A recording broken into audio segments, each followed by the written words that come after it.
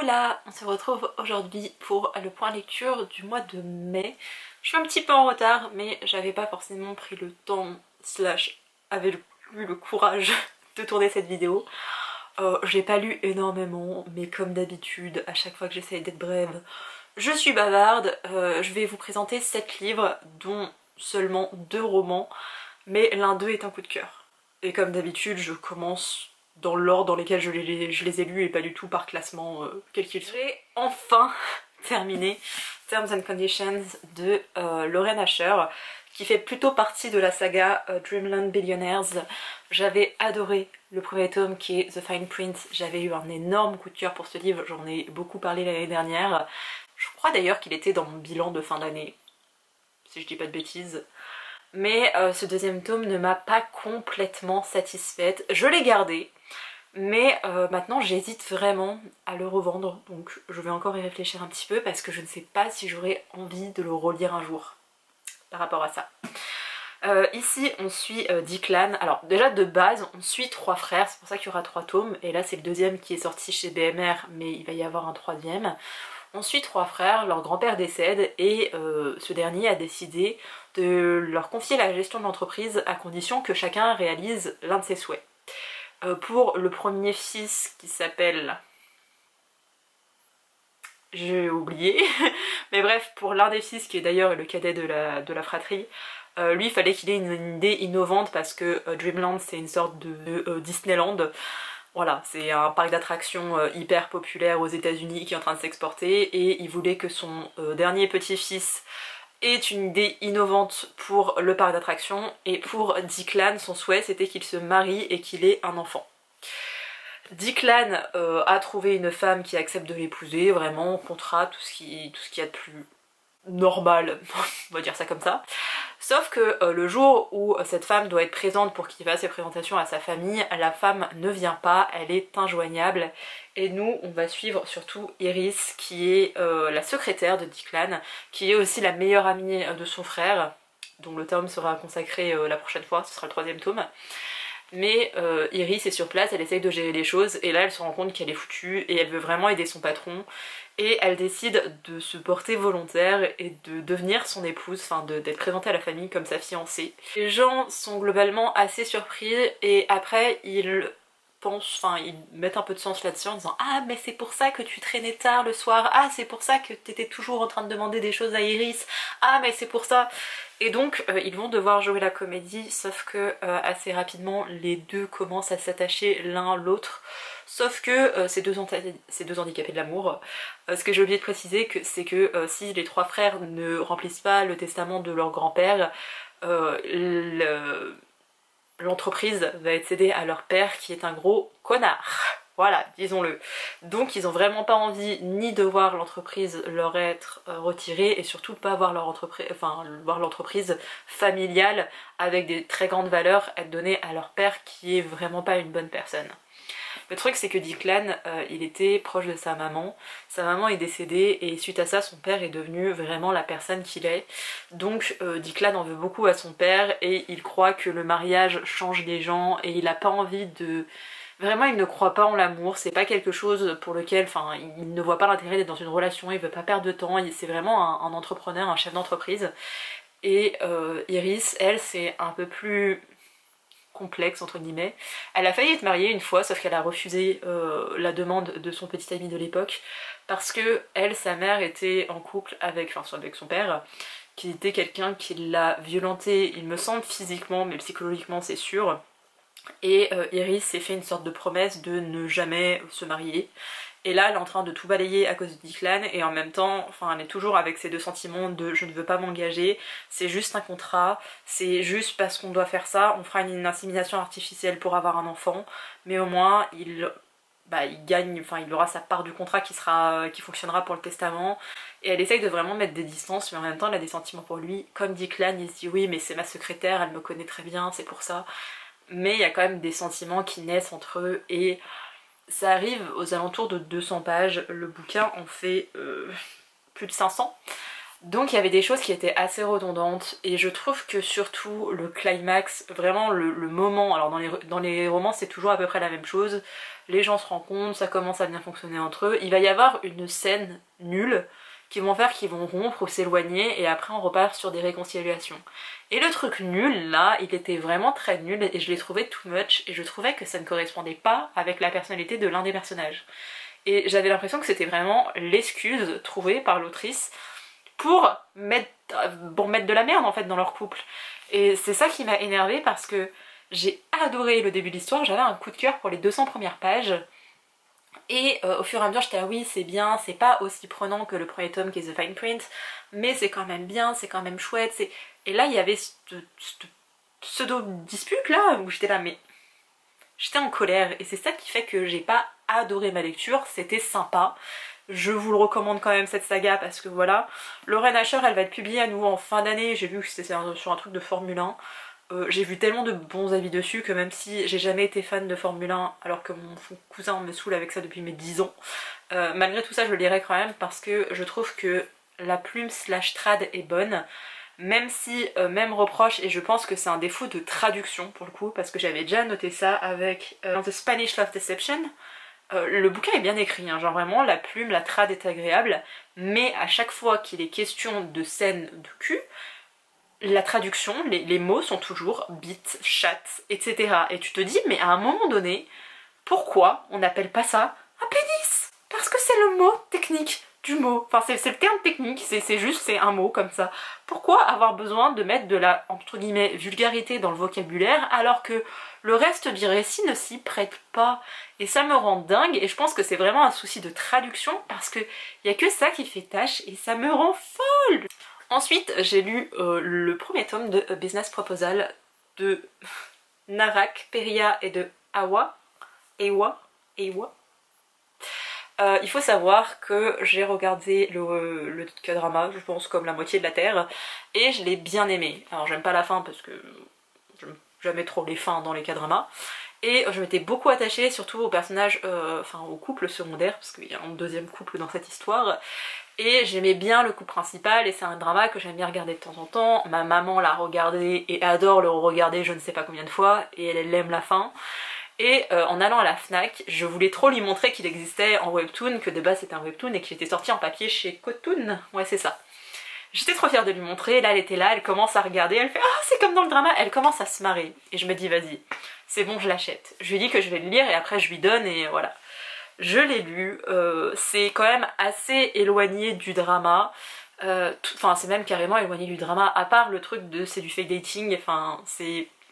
Je vais peut-être vous faire le résumé parce que j'ai pas pensé à le faire, mais cette jeune fille est pauvre et sa meilleure amie est riche. Et elle n'a pas envie, sa meilleure amie, elle doit aller à des rendez-vous arrangés de la part de son père, autrement elle n'aura plus d'argent de sa part. Sauf qu'elle en a marre de faire des rencarts, et elle demande à ses meilleures amies pauvres d'y aller à sa place en échange d'argent. Sa meilleure amie pauvre décide d'y aller, mais faut qu'elle dégoûte le mec, faut qu'elle se la joue bimbo, superficielle, pour que lui, plus jamais il ait envie de sortir avec elle et de la revoir. Sauf que lui, son grand-père lui met la pression pour qu'il se marie, et il se dit que la première venue, il l'épousera, il s'en fout, c'est pas ce qui est important. Genre l'amour, il y croit même pas, c'est pas un truc qui l'intéresse, donc juste, il lui faut une femme. Donc quand il y a cette fille qui paraît hyper excentrique et hyper exubérante qui débarque, il s'en fout de qui elle est, parce que lui il a prévu de l'épouser quoi qu'il arrive. Et du coup ça donne lieu à plusieurs péripéties, en sachant que elle, c'est son boss, cet homme-là. Sauf que comme elle s'était maquillée d'une façon assez particulière, avec une perruque et tout ça, il la reconnaît pas tout de suite. Mais c'est son boss et là elle se rend compte qu'elle va devoir le croiser régulièrement. Et c'est gênant. Mais bref. Avec ma maman, on avait globalement bien aimé le K-drama, enfin ma mère l'a plus aimé que moi, et ce webtoon est très différent. Les dessins pas trop, ça va encore, mais l'histoire est quand même très différente, surtout pour le couple secondaire, et j'ai moins aimé. Et pour en avoir parlé avec ma maman, qui est une valeur sûre, ok. Pareil, elle a pas forcément aimé, c'est aussi pour ça qu'elle me l'a redonné. Je ne continuerai pas cette saga, parce que j'ai plein d'autres livres à lire, et que mettre 15 € pour un livre que j'aime... pas trop, pas plus que ça. Voilà, ça m'embête.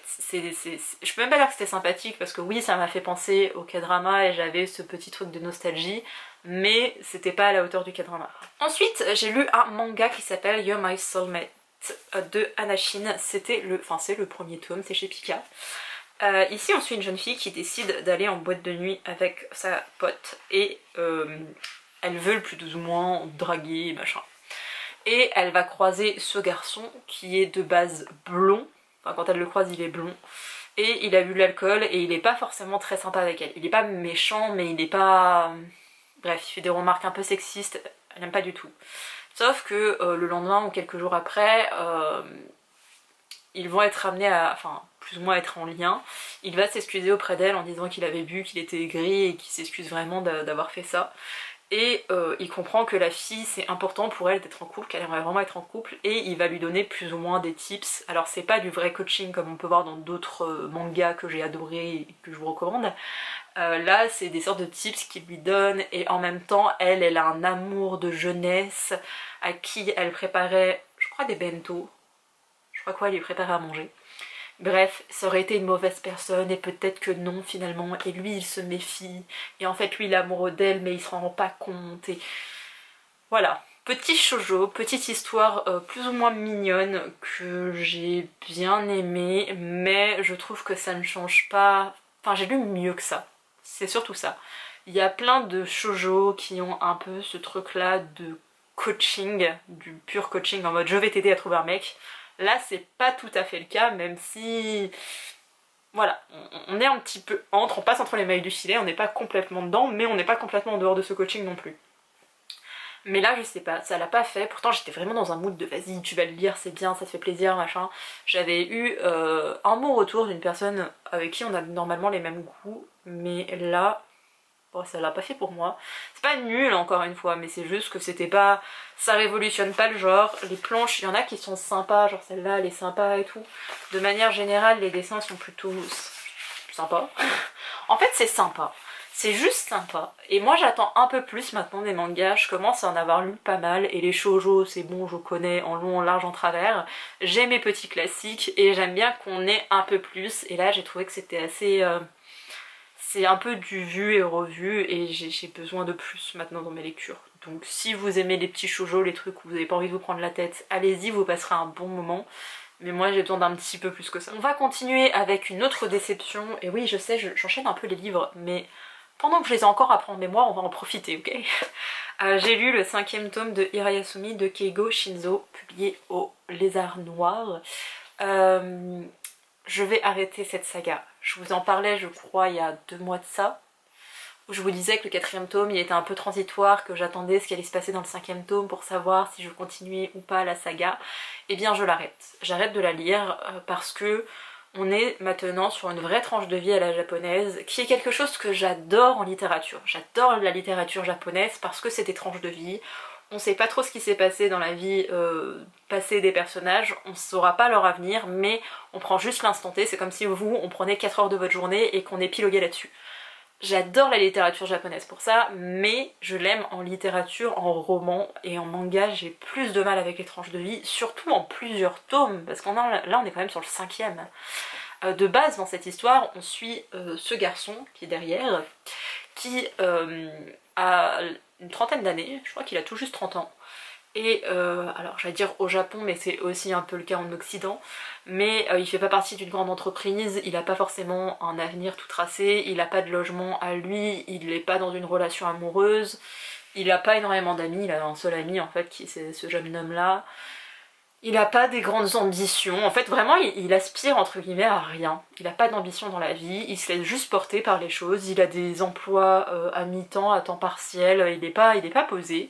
Un jour il va rencontrer une petite mamie qui va finir par décéder et qui va lui céder sa maison. Donc on est à Tokyo, et la cousine de cet homme qui est là, je sais pas si vous la verrez bien, qui est juste là, elle doit venir à Tokyo pour faire ses études. Et sa cousine rêve d'être mangaka, donc on suit un petit peu sa carrière de mangaka, parce qu'elle est encore à l'école, elle est en école d'art. On voit ô combien c'est compliqué de se faire publier et comment un peu ça... Alors on voit très légèrement comment ça fonctionne. Je vous conseillerais d'autres mangas qui parlent vraiment de ça. On suivait de base en fait ces deux cousins, leur relation, un peu la vie des uns et des autres. Et vraiment le premier, même le 2e tome j'ai vraiment adoré. Le 3e tome j'étais là bon ok, on voit aussi une autre personne, on voit un peu des tranches de vie, c'était sympa. Le 4e tome, je me suis dit c'est quand même un petit peu lent et il se passe pas des choses incroyables, et j'ai l'impression que l'histoire fait du surplace parce que il n'y a pas beaucoup de péripéties et il n'y a pas une grosse évolution des personnages. Qui est en fait le propre d'une histoire. À un moment donné, il faut qu'il y ait soit des actions, soit des évolutions des personnages, et techniquement, les deux vont de pair. Dans ce 5e tome, on reste encore une fois sur quelque chose d'assez plat, et moi j'ai besoin de plus. Alors je suis sûre qu'il y en a plein que ça va satisfaire, ils vont être là, oui mais c'est le but de ce manga justement, d'être sur des trucs très doux, où on suit juste le quotidien de japonais lambda qui n'ont pas des vies incroyables. Ok, genre vraiment ok, je comprends, parce que j'adore ça dans les romans, mais en manga j'en ai marre. J'aime bien le coup de crayon, mais c'est pas le plus extraordinaire qu'il soit non plus. Je vous montre quelques planches, mais voilà, c'est pas ce qui se fait de mieux, c'est pas le pire non plus. Il y a des petites histoires en parallèle qui se créent, j'ai pas d'attachement avec ça. Voilà, c'est un manga qui était sympa au début, mais qui m'a lassée. Et vraiment, encore une fois, si tout était gratuit dans la vie, peut-être que je m'acharnerais un peu plus. Mais non, j'ai pas envie de redépenser de l'argent pour une suite de saga qui, je sais, ne me satisfera pas complètement. Et j'ai aussi d'autres livres à lire, donc je vais éviter de, entre guillemets, perdre du temps avec une saga qui, je le sais, ne finira pas sur un truc de fou. Parce que là, c'est pas comme s'il restait un tome où tu te dis oui, c'est normal que ça tire un peu en longueur, c'est bientôt la fin. Là, je crois qu'il y a encore d'autres tomes de prévus, et bah, c'est rien. Enfin, vraiment, entre le début de l'histoire et la fin de ce 5e tome, il se passe pas des choses dingues. Ça pourrait se résumer en 3 phrases. Que je vous ferai pas pour pas vous spoiler, mais vraiment, ça pourrait être très vite résumé. Donc, voici, on va partir sur une excellente lecture, une merveilleuse lecture, le coup de cœur de mon année actuellement, je pense. Je vous dis ça, mais il y a le grand magasin des rêves là qui est dans mon esprit qui me dit genre ah bon, tu m'as oublié Pauline? Mais j'ai lu le dernier roman sorti, non c'est faux, il y a un autre roman de l'autrice qui est sorti hier pour moi, je pense avant-hier pour vous, le 2 mai, mais j'ai lu Check and Mat de Ali Hazelwood qui est publié chez Gallimard Jeunesse, puisque c'est un roman young adult cette fois-ci. L'autrice est connue pour être traduite chez Hauteville avec de la romance adulte, mais cette fois-ci on est sur un young adult contemporain slash romance, et c'était incroyable. Ici, on suit une jeune fille qui s'appelle Mallory, qui était championne d'échecs, enfin elle était très douée aux échecs quand elle était petite. Mais il s'est passé quelque chose avec son père, je sais pas trop quoi. Elle a arrêté, elle vit dans une petite ville, sa mère souffre de polyarthrite rhumatoïde, qui est une maladie inflammatoire chronique, enfin bref. Ça donne des douleurs au niveau des articulations et ça peut devenir très handicapant et c'est extrêmement douloureux. Donc sa mère ne peut pas travailler comme elle voudrait, et elle est en freelance, du coup ça dépend de ses crises de polyarthrite. Et quand vous n'avez pas beaucoup de moyens, vous n'avez pas non plus accès à plein de médicaments, dont des antidouleurs. Elle a 2 petites sœurs, Mallory, et elle les élève plus ou moins, comme sa mère est quand même handicapée.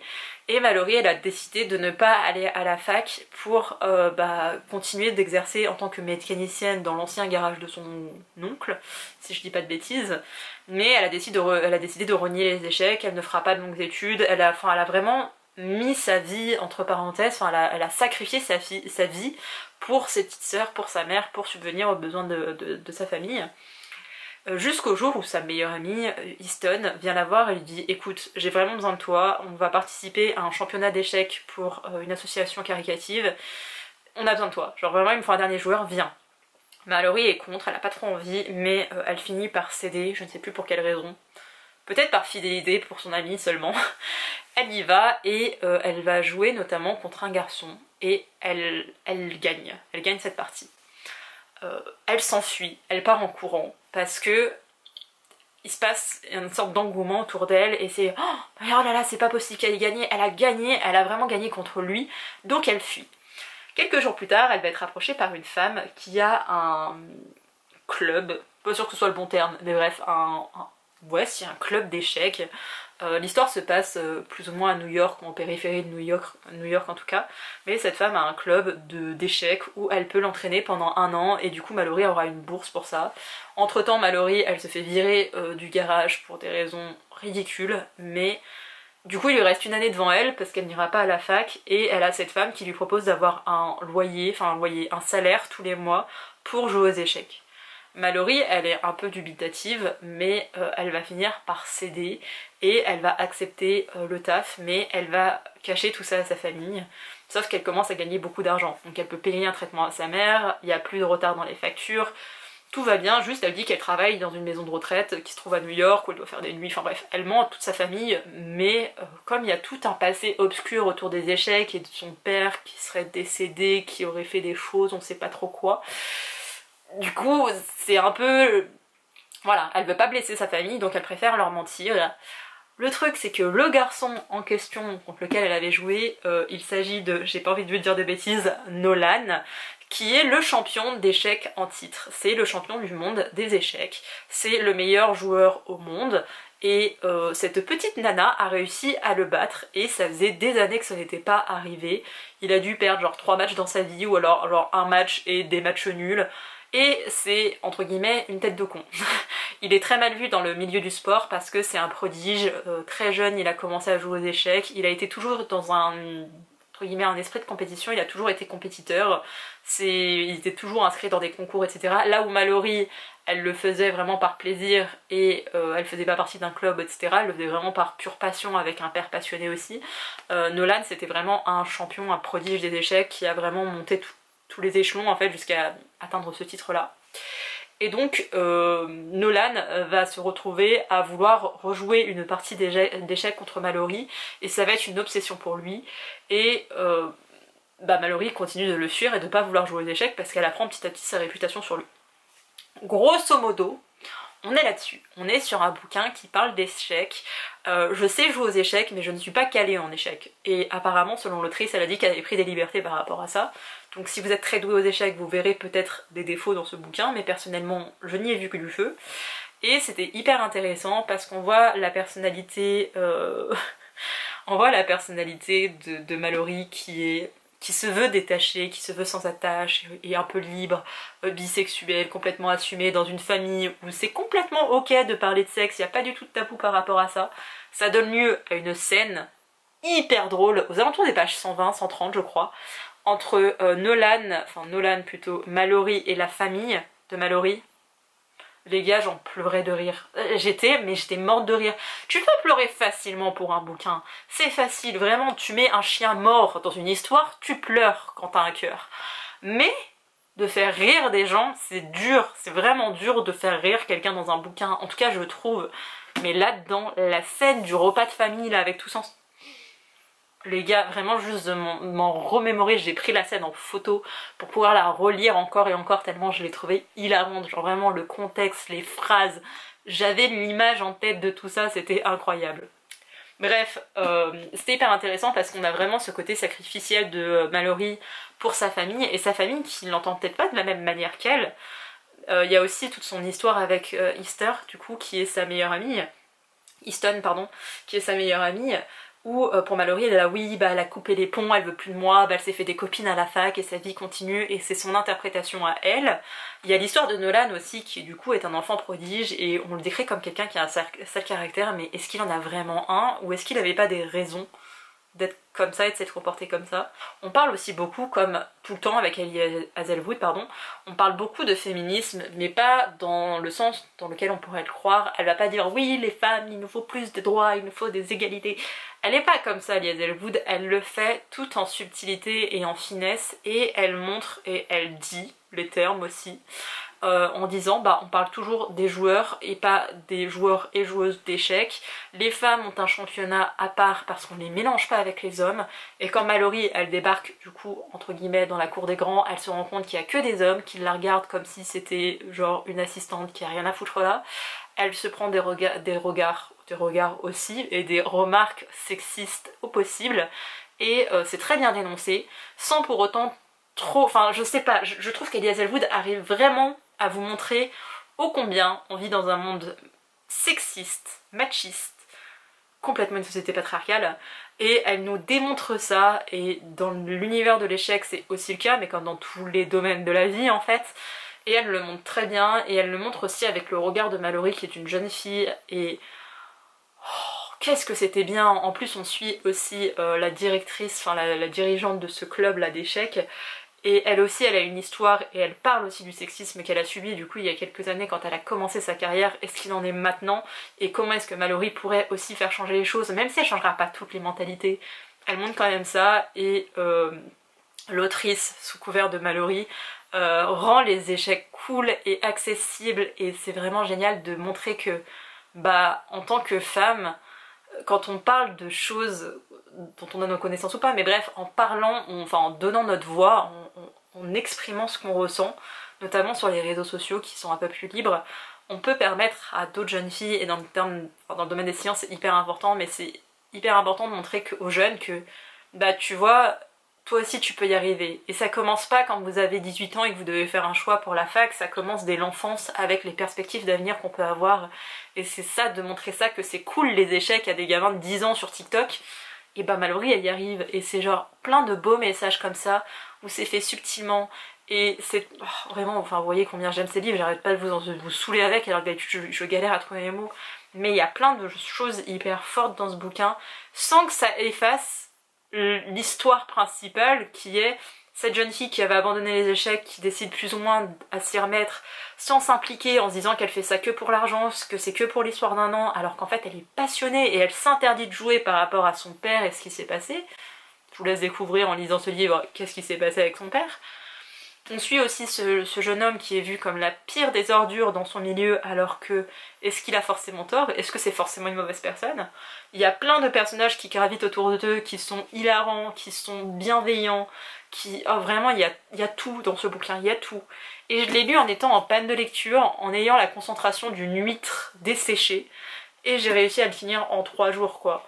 Parce que je l'ai adoré, genre vraiment, il a réussi, enfin...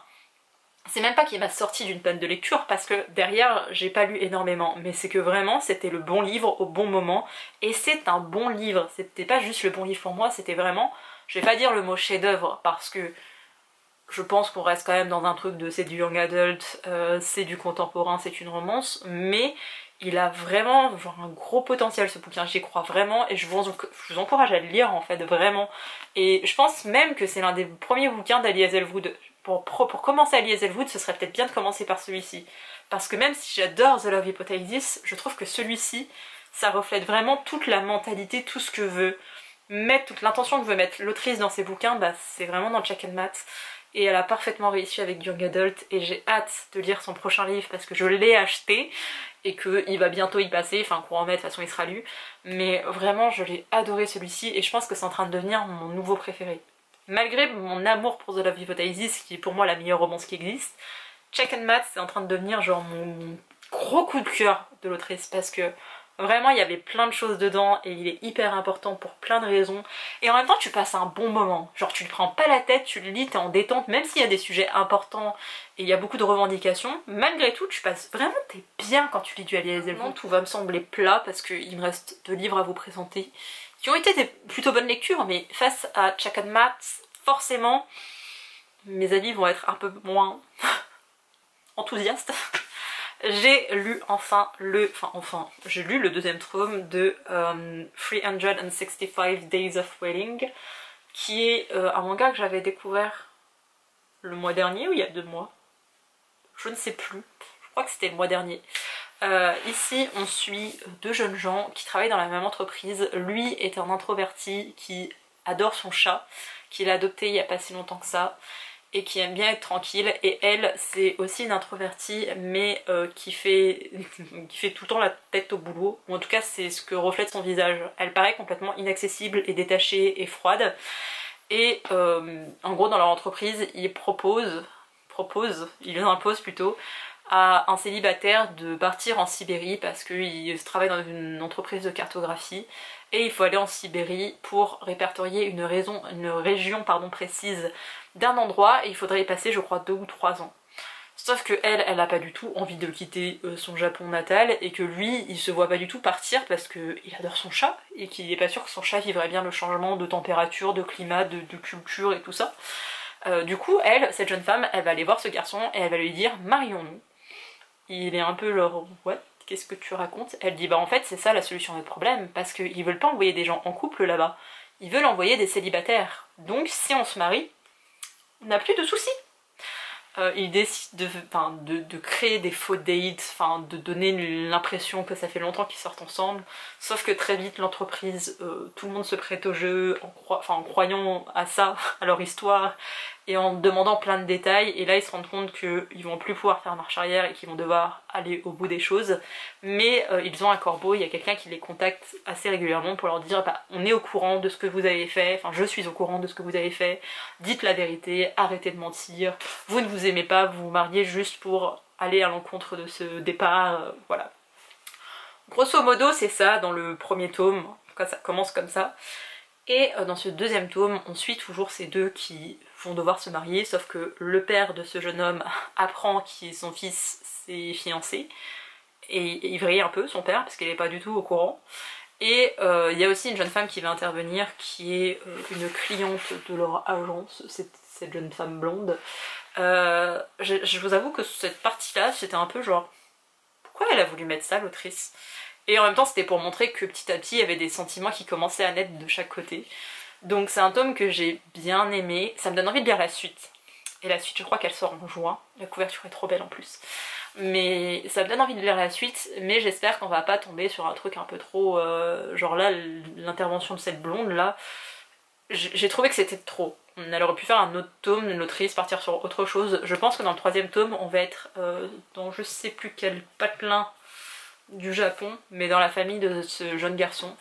Donc j'ai hâte de savoir si les deux vont dire qu'ils vont se marier ou si ils vont expliquer le plan machiavélique aux parents du jeune homme. Je ne sais pas du tout ce qui va en être, mais enfin j'espère vraiment qu'ils vont dire qu'ils vont se marier et qu'ils vont commencer à croire aux sentiments qui naissent l'un envers l'autre.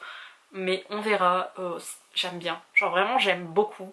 C'est pas incroyable, c'est pas le meilleur manga que j'ai lu et tout, mais ça fait son travail, genre je passe des bons moments avec ces deux personnages, j'aime beaucoup leur personnalité, j'aime beaucoup, franchement je les aime bien, c'est mon petit manga de doudou, vous voyez, où je passe un bon moment. J'avais raté sa sortie, je ne sais plus quand est-ce qu'il est sorti, mais c'était il y a pas très longtemps c'est sûr. Je l'adore, genre vraiment j'étais dégoûtée d'être passée à côté de cette sortie, c'est pour ça que je l'ai acheté il y a pas si longtemps que ça, genre j'ai été à la Fnac exprès, et voilà, j'ai hâte de lire la suite. Et enfin, je vais enfin me taire et je me rends compte que j'ai parlé super vite. Je suis désolée. J'avais trop hâte en fait de vous tourner ce bilan parce que j'étais motivée aujourd'hui et du coup j'étais un peu trop enthousiaste peut-être. Mais j'ai terminé mon mois, mais vraiment je l'ai terminé genre le 30 avril au soir. J'ai lu le deuxième tome de La Manche Rouge, qui est un webtoon de base qui a donné lieu à un K-drama qui est disponible sur Viki, si jamais. Maman Pauline l'a regardé. Elle m'a dit que le webtoon était un peu différent du K-drama, mais que c'était assez complémentaire et qu'elle aimait bien les deux. Et ma maman aime tellement... Alors pour le moment elle a lu que le tome 1. Mais elle a tellement aimé le graphisme qu'elle va s'acheter elle-même ses propres tomes pour pouvoir les garder à la maison, pour pouvoir les relire quand elle veut. Donc si maman Pauline a aimé à ce point-là ce webtoon, c'est un argument commercial. Genre vraiment on pourrait mettre une étiquette qui s'enlève facilement en écrivant approuvé par maman Pauline. Déjà je vous laisse admirer la beauté de ces coups de crayon parce que vraiment incroyable. J'aime beaucoup trop le graphisme, la colorimétrie, je sais jamais comment on dit, colorisation. C'est trop beau. Voilà, j'aime beaucoup le graphisme. Ici on suit une jeune fille qui de base retranscrit en hangul je crois. Je suis pas sûre que c'est qu'elle les retranscrit en une autre langue, enfin bref. Elle retranscrit des manuscrits et sa spécialité c'est de retranscrire des histoires d'amour. Et c'est la reine qui demande à ce qu'elle lui retranscrive des histoires d'amour. Donc elle le fait, elle a une très belle calligraphie, du coup elle est repérée par la reine, elle retranscrit des romans érotiques qui sont en fait juste de la romance, mais à l'époque c'était érotique d'avoir deux mains qui se frôlent et des lèvres qui s'effleurent. Hein. Cette jeune fille, elle est donc repérée, elle va intégrer plus ou moins la cour, elle a ses copines aussi avec elle, je ne sais pas si on les voit, il me semblait bien que oui au début voilà. Au début on voit toutes ses copines, elles ont toutes aussi des rôles plus ou moins dans la cour. Et cette jeune fille va être amenée à être un peu plus proche du dauphin. Le dauphin est pas quelqu'un de très aimable, de très gentil, il est déjà marié. Et il est pas très sympa, en fait il est méchant et assez mesquin et il se mélange pas avec les gens. Et la jeune fille, elle a pas sa langue dans sa poche. Donc entre les deux, ça va pas trop coller et elle va être amenée à devoir se rapprocher de lui pour des retranscriptions, pour des travails dans la cour. Et leur relation est assez conflictuelle. Je vais m'arrêter là pour ça.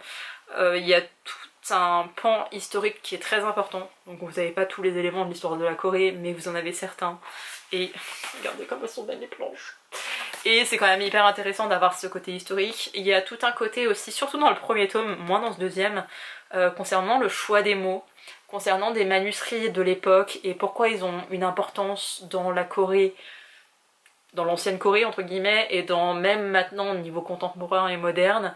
Il y a plein de choses par rapport à ça, surtout dans le premier tome. Dans le deuxième tome on voit juste certains manuscrits qui sont évoqués mais il y a moins leur signification. Personnellement j'adore. Voilà, j'adore. Je l'ai moins aimé que le premier justement parce qu'il y avait moins ce côté calligraphie, bon, il y avait moins ce côté enseignement, il n'y avait pas non plus ce côté découverte parce que du coup c'est un deuxième tome. Mais j'ai quand même beaucoup aimé, j'ai mis un 4 sur 5. Donc ça prouve que j'ai beaucoup aimé, surtout que je suis assez difficile avec mes notations.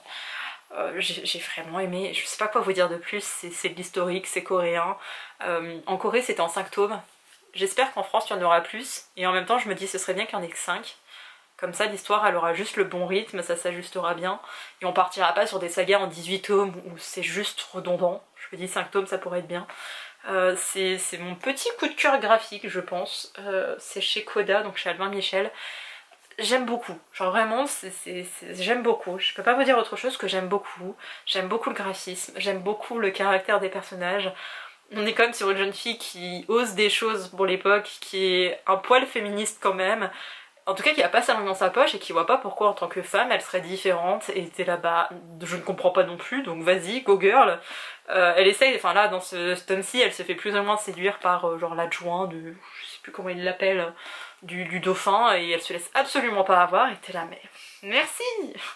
Et ouais c'est bien, il n'y a pas de romance pour le moment, c'est vraiment un truc historique où on suit sa bande de copines aussi qui font aussi des erreurs, des bêtises d'enfants.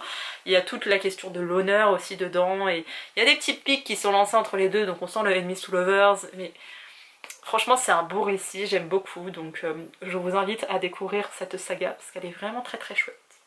Et j'attends d'avoir fini de la lire pour attaquer le drama sur Vicky qui s'appelle aussi La Manche Rouge. Mais bah, si jamais ça tarde un peu à arriver les tomes, peut-être que je me laisserai tenter par le drama. Parce que j'aime bien l'univers. Et je crois que c'est Juno qui joue dedans en plus, l'acteur principal. D'habitude, quand je termine un bilan de lecture, j'aime bien vous montrer ce que je suis en train de lire. Donc là récemment je me suis acheté et j'ai commencé Better Than Movies de Lynn Painter, qui est très très beau. Mais qui coûte très cher, 20 balles les gars. J'en suis à la page 54, mais c'est pas désagréable, hein, c'est sympa, hein, mais je suis pas dans un mood de lecture, donc j'ai un peu du mal à y retourner. C'est pas un truc qui me tenait en haleine, donc je verrai si ça le fait ou pas avec moi. Faudrait que j'avance un peu plus pour savoir si ça vient du bouquin ou si ça vient de moi qui ai du mal à lire. Ce qui pourrait clairement être moi qui ai du mal à lire, parce qu'en ce moment c'est assez compliqué dans ma vie. Sur ce, j'espère que cette vidéo vous a plu, que ça vous a donné envie de lire certains de ces livres. Lisez Check and Math si vous n'aviez pas compris. J'espère qu'au mois d'avril, vous avez fait de belles lectures à votre tour, et je vous dis à bientôt pour une prochaine vidéo, qui devrait être un vlog d'ailleurs. Bye!